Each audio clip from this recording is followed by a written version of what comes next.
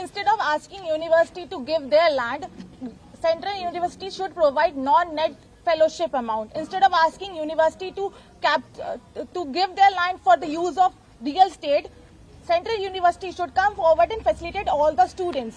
We been here in the central university already facing a lot of troubles in hostels, in building academic buildings. So central government should come forward here and help Manu student to build all infrastructure. हम लोगों ने तो अपनी side से दिया था, according to our registrar's reply, CPWD की तरफ से वो रुका हुआ है मामला, हमारी तरफ से हम लोगों ने ब्लूप्रिंट बना के दिया है. तो आप लोगों को खुद के अंदर वो देखना चाहिए कि आप लोग कहाँ से खुद कमी कर रहे हैं. उसके बाद आप मानू स्टूडेंट्स को हम लोगों को फ्रंट पे आके बोलना पड़ा, जो कि हमारा काम ही नहीं है. हमारा काम है पढ़ना लिखना, देश को आगे बढ़ाना. Instead of doing all this things we are coming here in front of you media asking our rights, which is not our right.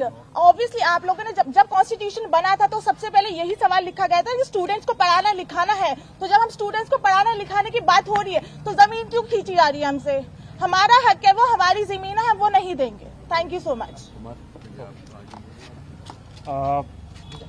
ఎందుకంటే ఇక్కడ నేను తెలంగాణ రాష్ట్రానికి చెందిన వ్యక్తి కాబట్టి తెలుగులో మాట్లాడతాను.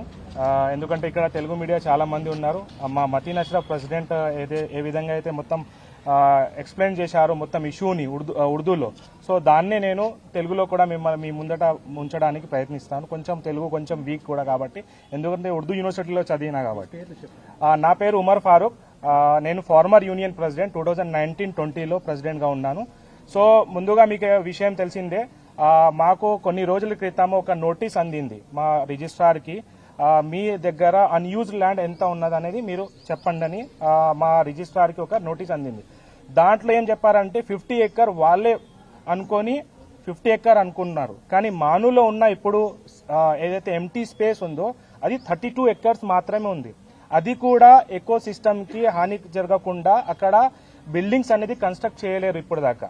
కానీ కొంత పార్ట్ అక్కడ కన్స్ట్రక్ట్ చేయాల్సింది ఉంది, అక్కడ ప్లానింగ్ చేస్తున్నారు కూడా కాబట్టి.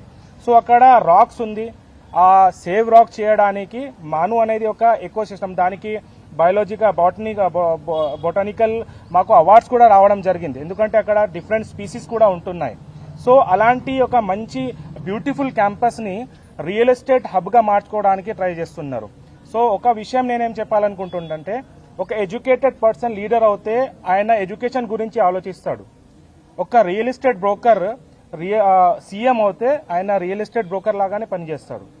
ఆయన ఒక మొమ్మాటికి దీంట్లో సందేహం లేదు, ఎందుకంటే ఆయన ఒక రియల్ ఎస్టేట్ బ్రోకర్ కాబట్టే ఇలాంటి ల్యాండ్స్ ని ఎడ్యుకేషన్ ఫ్యూచర్ జనరేషన్ ఈయన ఇప్పుడు ప్రజెంట్ రెవెన్యూ జనరేట్ చేయడానికి ఆలోచిస్తున్నాడు, కానీ ఫ్యూచర్ లో ఉన్న ఈ యొక్క భారతదేశ ఒక భవిష్యత్తుని ఆయన టార్గెట్ చేస్తున్నాడు. అక్కడ చదువుతున్న పిల్లలు మన ఫ్యూచర్ జనరేషన్, తెలంగాణ కాకుండా యావత్తు భారతదేశానికి ఆయన ఒక ముందడుగు, ఒక ఫ్యూచర్ జనరేషన్ అక్కడ బిల్డ్ చేస్తున్నారు. కానీ అలాంటి సిచ్యువేషన్ లో కాంగ్రెస్ గవర్నమెంట్ ఒక విధంగా, ఆయన high command leader Rahul Gandhi education గురించి మాట్లాడతాడు, RSS BJP vice chancellor appoint అవుతున్నారు, ఎడ్యుకేషన్ మొత్తం ఇదైపోయింది, సాఫ్రనైజేషన్ అయిపోయింది, ఎడ్యుకేషన్ అక్కడ అందడం లేదు, రిక్రూట్మెంట్ అవుతలేదు అని అక్కడ ఆయన ఢిల్లీలో కూర్చొని మాట్లాడతాడు. కానీ ఇక్కడ మాత్రం ఆయన సంబంధించిన చీఫ్ మినిస్టర్ మాత్రం ఆయనకు వ్యతిరేకంగా ఆయన మొత్తం అగేన్స్ట్ గా పాలసీస్ తీసుకురావడం జరుగుతుంది.